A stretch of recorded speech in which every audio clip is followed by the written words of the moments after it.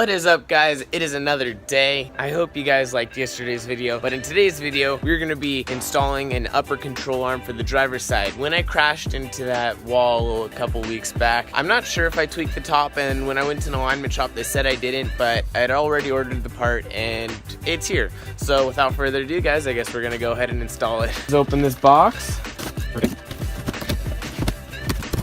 And let's see here. Okay, not too bad of packaging. A little bit of air. And ooh, look at that. All nice and shiny. Gotta love shiny parts, guys. Okay, so I have just jacked the car up and taken off the wheel. This is the arm we're gonna be replacing right up on here. I'm not quite sure how it goes off, but it looks pretty simple. This right here, and undo those two bolts right there and there. So I don't think it should be too difficult. I believe that if we just undo those three, it should be good to go. So without further ado, I'm gonna start undoing this first one right there. Okay, so it looks like this front little thing is just a size 17, so we're gonna go ahead and put it on our breaker bar and be able to do it from there. That's pretty good, just came right off. Didn't even really have to use the breaker bar that much. Perfect.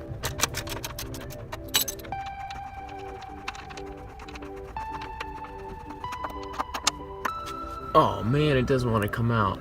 That's really frustrating. We'll do the other side though before I start messing with that. So I just pulled it out, and as you guys can tell, they look perfect.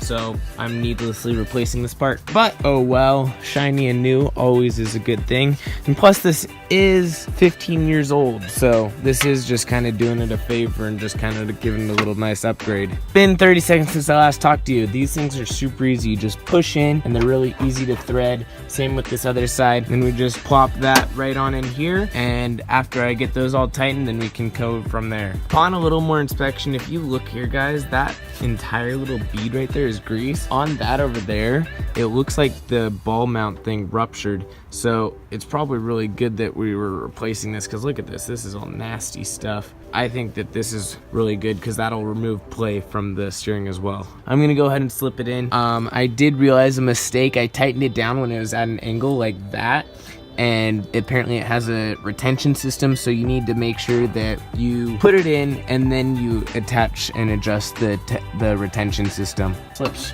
right on in and into that hole. Perfect, like that.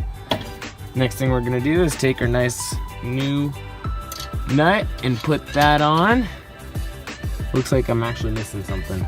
Okay, so I actually can't finish this today, and that really pains me, but the reason why is because I need that lower seat joint and we don't have it. I have just ordered it. It's a couple days out though, so I guess we can't finish the install today. That's a real kind of bummer. Without further ado, guys, I'm sorry that I couldn't finish it, but take care.